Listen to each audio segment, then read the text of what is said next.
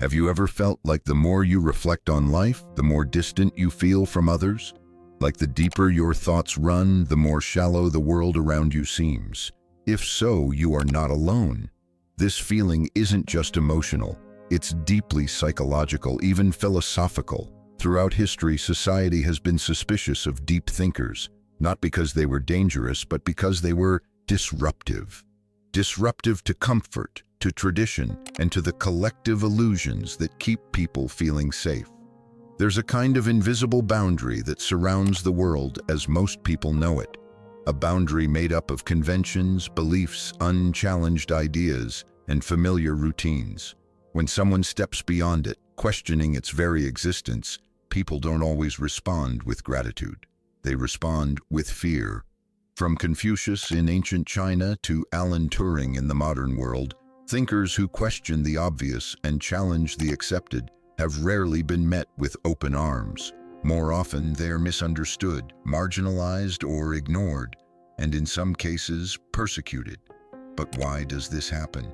Why do those who strive to understand the world more deeply often find themselves feeling alienated from it? To answer that, we must understand the core design of the human psyche.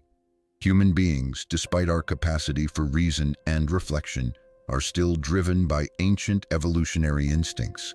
Among them is the need for belonging.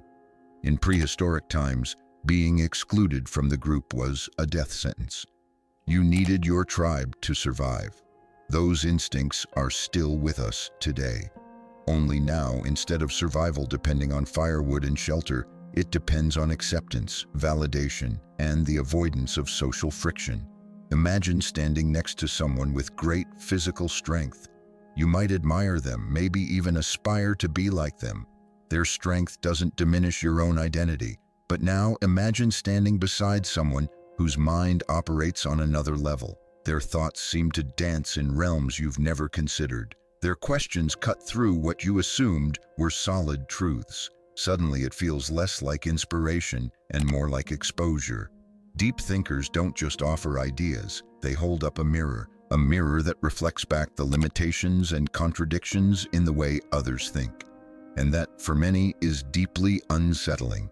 It challenges the story they tell themselves about who they are and how the world works. Intelligence, unlike other forms of superiority, is not external. It strikes at the core of our identity, our beliefs, our worldview, our inner logic. And here's the tragic part. Deep thinkers rarely intend to cause discomfort. They speak the way they see. Their questions are not weapons, but invitations to look deeper, to reconsider, to explore. But these invitations often go unaccepted. You might have experienced this yourself. You bring up an existential question in a casual conversation, only to be met with awkward glances. Or you propose a philosophical idea and the room goes silent. It's not because you're boring, it's because you've crossed an invisible boundary, the boundary between comfort and complexity. The brain doesn't like having its assumptions challenged. In fact, it's biologically wired to defend against it. Studies in neuroscience show that when people encounter information that contradicts their beliefs, the amygdala, the fear center of the brain, activates. The same region that prepares us for physical danger also responds to intellectual threats. To the brain, being intellectually wrong feels like a kind of death. That's why we often witness defensive behavior when people are presented with truths they're not ready to accept. The thinker becomes the enemy, not the idea itself. And in a world that's increasingly loud, fast, and overstimulated, there is less and less space for reflection. Algorithms push instant gratification. Opinions are compressed into headlines. Outrage is more profitable than insight. The digital landscape favors those who shout over those who think. This shift is not just frustrating, it's disorienting. Thoughtful individuals are often left wondering where they fit in a world that celebrates simplicity and speed. The more nuanced your perspective, the harder it becomes to share it. You either simplify it to the point of distortion or remain unheard. There's a silent epidemic of thinkers who feel unseen, unheard, and misunderstood. not because they lack communication skills, but because the culture itself discourages deep engagement. In schools, children who question too much are labeled as disruptive.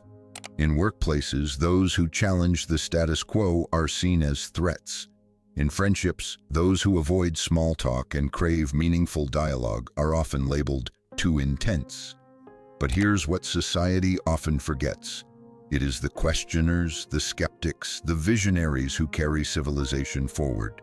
They are the ones who see beyond the illusion, who step outside the frame, who ask not, how do we survive in this world, but what kind of world should we be living in? Yet their path is rarely easy. Nietzsche once said, and those who were seen dancing were thought to be insane by those who could not hear the music. Deep thinkers hear a kind of music others can't. They see the world in layers, layers that most people never notice. But that vision comes at a price: isolation. The irony is this: the clearer your perception, the harder it becomes to find people who share it.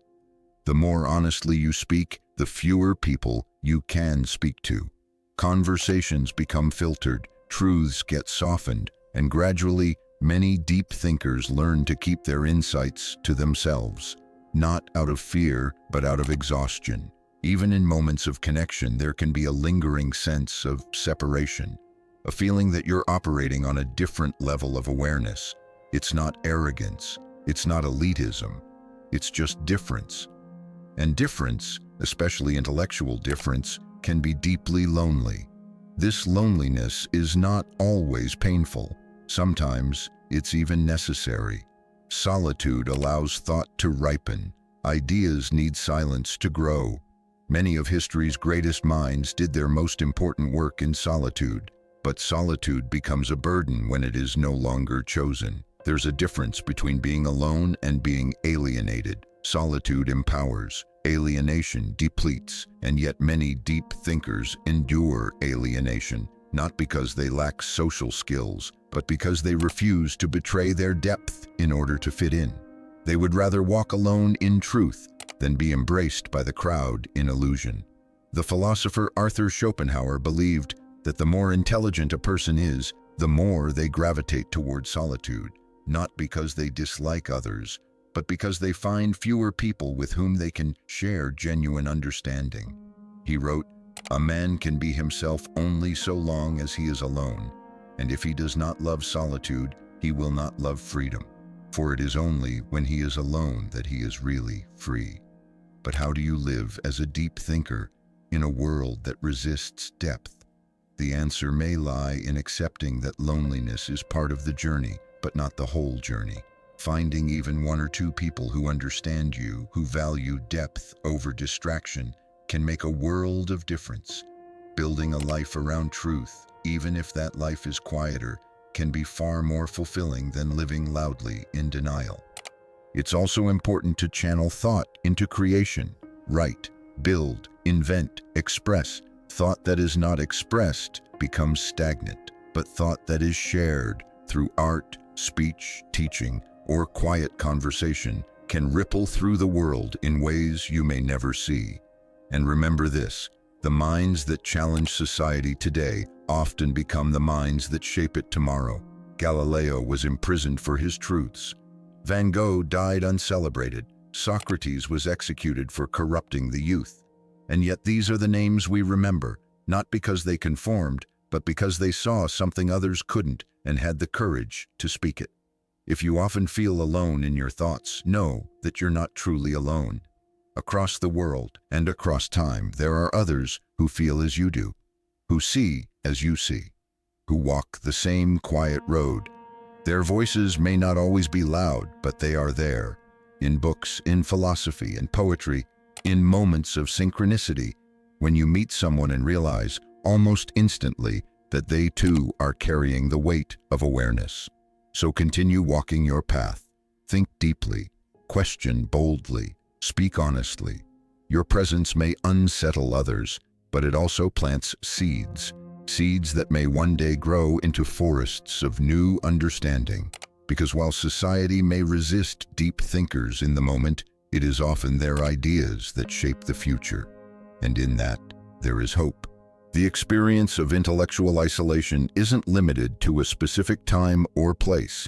It's a recurring theme throughout every culture in history.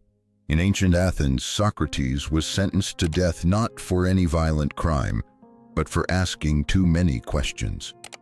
His method of probing people's beliefs made them uncomfortable.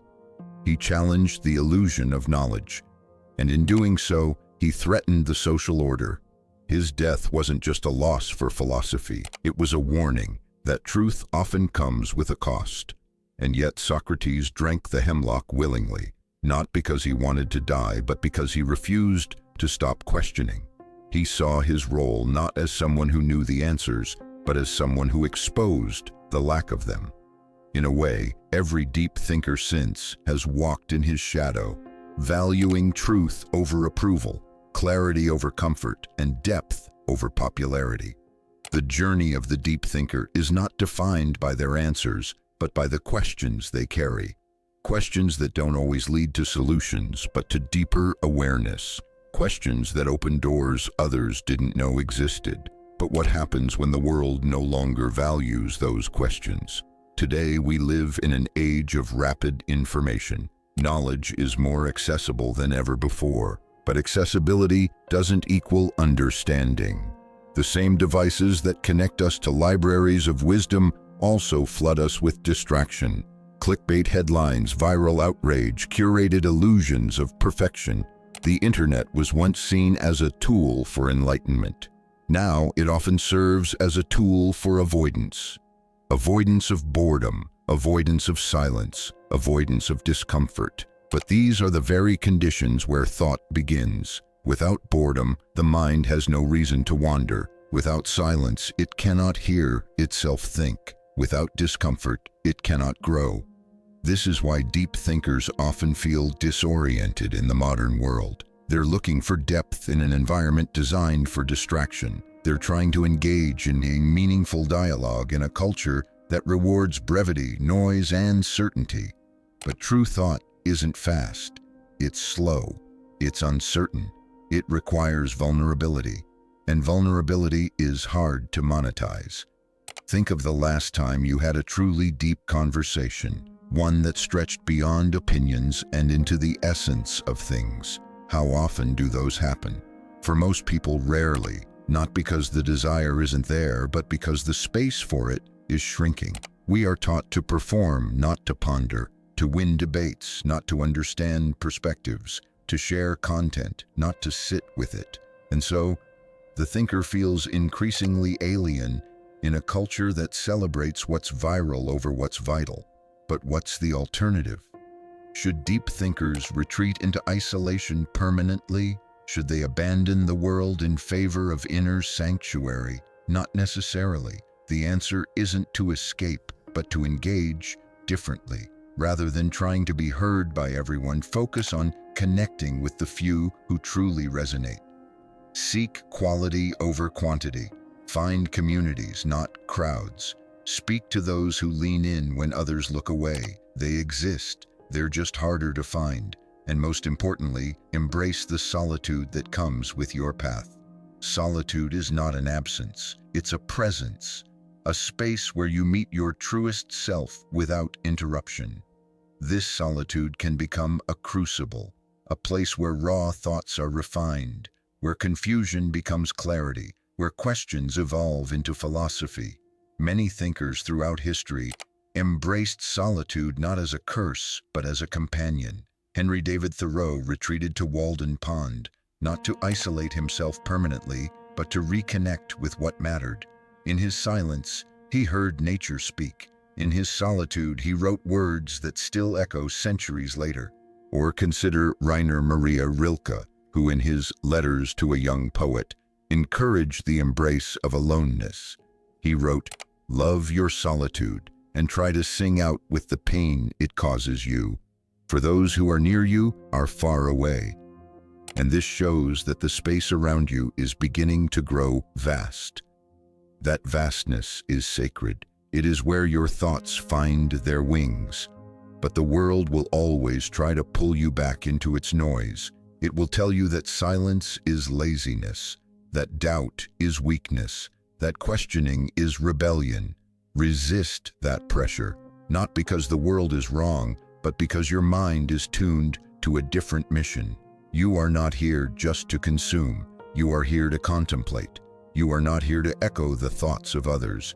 You are here to discover your own, and your thoughts matter because they're yours, born not from trend or tribe, but from the silent, unseen places most people avoid. It takes courage to go there, to sit with uncertainty, to live without applause. But that courage carves a path, not just for yourself, but for others who will walk it after you. This is why your voice, however soft, however infrequent, still holds power. It plants seeds, and seeds don't grow in the spotlight. They grow underground, in the quiet, unseen spaces, until one day they rise. And perhaps that is your role. Not to be seen, but to see. Not to be heard, but to listen deeply. Not to shine, but to illuminate what's hidden. Let your life be a silent rebellion, against noise, against shallow certainty, against the pressure to conform. Let your thinking be your protest, your peace, your offering. Because in a world starving for truth, the thinker is the quiet revolutionary. If thinkers are the quiet revolutionaries, then thought itself is the revolution. But in a world obsessed with outcomes, thought without immediate action is often dismissed. People want results, solutions, productivity. Yet the most profound changes in society, the ones that altered our entire trajectory, began not with action, but with contemplation. Martin Luther's 95 Theses, which sparked the Reformation, were not a political campaign. They were theological reflections nailed to a door. Gandhi's non-violent movement was born from a philosophy of inner peace and self-discipline. The civil rights movement was shaped as much by the sermons and writings of Dr. Martin Luther King Jr. as it was by protests. His letters from Birmingham jail were more powerful than 1,000 slogans. Before revolutions are organized, they are imagined. And it is the thinker who dares to imagine what others believe to be impossible. But here's what many forget. Deep thinking is not glamorous. It doesn't happen in front of crowds. It happens in solitude, in discomfort, in doubt. It is slow, often painful, and always uncertain. There are no medals for asking questions no one wants to answer. There are no awards for peeling back the layers of illusion and confronting the raw, unfiltered truths beneath. But the world cannot heal what it refuses to examine. And so deep thinkers are the examiners, the ones willing to step into the wound to describe what they find there, even if their words go unheard. This is not a calling for the faint of heart. The thinker must endure rejection not just from others, but sometimes from themselves. Because when you train your mind to question everything, eventually you begin to question yourself, your beliefs, your memories, your very identity. There is a loneliness in that too, the disorientation of no longer being sure where you stand. And yet, that disorientation is sacred, because it means you are not standing still. You are moving, evolving, not in circles, but in spirals, revisiting the same questions from deeper and deeper angles. If you've ever felt like you're constantly unlearning, shedding ideas you once held dear, know this: it's not regression, it's refinement. It's the sharpening of your vision. In fact, the more deeply you think, the more aware you become of your own ignorance. Socrates famously said, "The only true wisdom is in knowing you know nothing." This was not humility, it was clarity. Clarity that truth is a pursuit, not a possession. The thinker doesn't claim to have all the answers. They simply refuse to settle for shallow ones. And still, society often mistakes this refusal for arrogance, for elitism. But deep thinking is not about feeling superior. It's about feeling responsible. Responsible for how we live, how we love, how we speak, how we exist. To think deeply is to carry a burden, the burden of seeing more than what is convenient, of feeling more than what is comfortable, of knowing that the world as it is falls short of what it could be. And that gap between what is and what could be is where thinkers dwell. Sometimes the weight of that awareness becomes too much. Many brilliant minds have been overcome by the intensity of their thoughts. Virginia Woolf, Sylvia Plath, David Foster Wallace, each possessed a mind too sensitive, too perceptive, too aware. Their insights enriched the world, but the world didn't always return the favor. This is why mental health is such a crucial part of the thinker's journey, because introspection without grounding can spiral. Thought, when disconnected from life, can become a trap instead of a tool. So how does one balance the two? How does one think deeply without drowning in it? The answer may lie in rhythm. Just as the ocean has tides, the mind needs movement, ebbs and flows. Periods of intense reflection followed by moments of rest. Deep engagement followed by playful disconnection. Thinking is not meant to be constant. Even the most brilliant minds needed breaks. Einstein played the violin, Darwin walked, Kierkegaard took long, aimless strolls through Copenhagen. You must protect your energy as fiercely as you protect your ideas, because your mind is not a machine, it is a garden. And gardens need sunlight, water, and time to bloom. So give yourself permission to rest, to not always be profound, to be human. And in those moments of pause, you may find something unexpected. Joy, yes, joy, not the loud, performative kind, but the quiet joy of clarity. The peace that comes from knowing you are not chasing applause, that your worth is not dependent on being understood, that your value exists even in silence. In that joy, the thinker becomes whole, because thinking, at its best, is not an escape from life, but a return to it, a deeper, richer, more nuanced embrace of reality. The thinker is not detached. They are profoundly connected to meaning, to mystery, to the sacredness of asking why. And maybe that's the role of the thinker, not to find all the answers, but to keep the question alive. To remind humanity that there is always more to see, more to feel, more to become.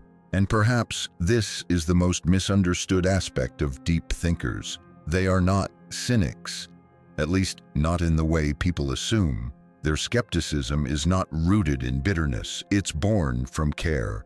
To question the world so thoroughly, one must care about it deeply. Cynicism shrugs, it gives up, it says nothing matters. But deep thinking does the opposite. It says everything matters, too much to be ignored. When you care about justice, you question the systems that claim to uphold it. When you care about truth, you challenge the narratives that hide it. When you care about meaning, you resist the emptiness of mass distraction. This is why deep thinkers often come across as intense. It's not because they're joyless, it's because their joy depends on depth, on presence, on authenticity. They are the people who want to talk about purpose while others talk about the weather. They are the ones who feel most alive when grappling with questions that have no easy answers. And for that, they are often labeled as difficult, dramatic, or even depressing. But in truth, their desire is simple: to live a life that is real, not performative, not reactive, not numbed by convenience or drowned in entertainment, just real. To love sincerely, to create from the soul, to speak without masks, to sit with someone and share a silence so deep it says more than words ever could. This is the sacred yearning behind every reflective soul, a longing to be met in that quiet place where truth lives, where souls recognize each other, where conversation becomes communion. And even if these moments are rare, they are worth waiting for. Because when two deep thinkers meet, something incredible happens. Time slows, pretenses drop. The world narrows into that one sacred space where nothing is off limits and everything is welcome. Grief, wonder, doubt, awe. There is no competition, no pretending, just presence. These moments are rare because they are real, and everything real is rare. So if you've been searching for others like you, don't give up. You may not find them in crowded rooms or noisy networks, but they're out there, often in the quiet corners of the world. doing the work of the soul unnoticed but deeply alive.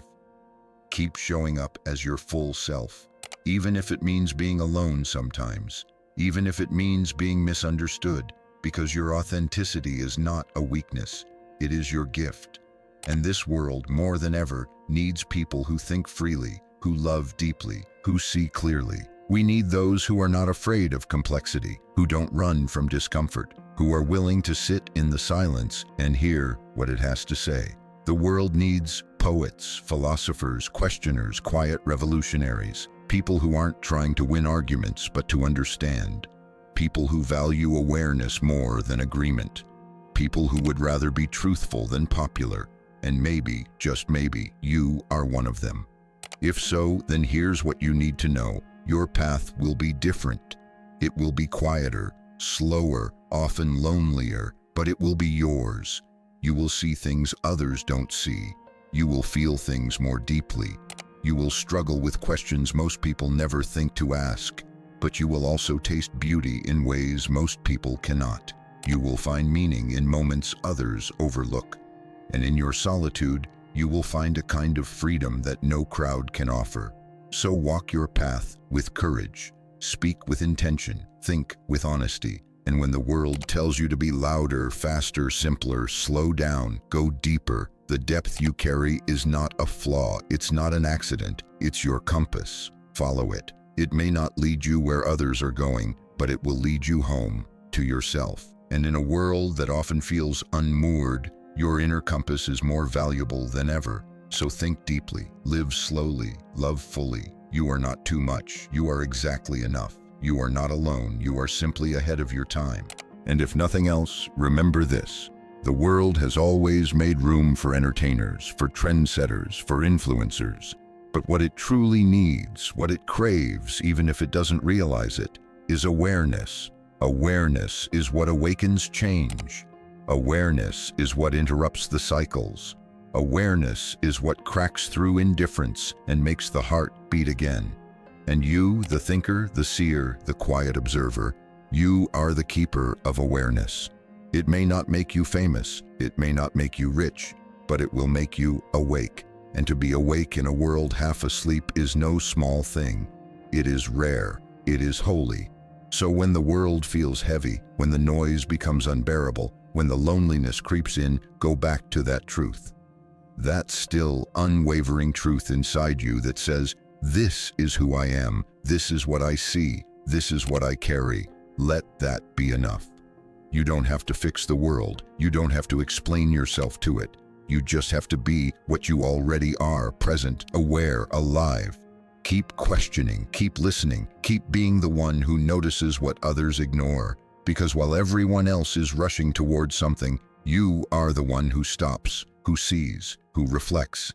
And sometimes that pause, the one you take when no one else will, is what saves the soul of the world. Thank you for being one of the few. Stay thoughtful, stay true.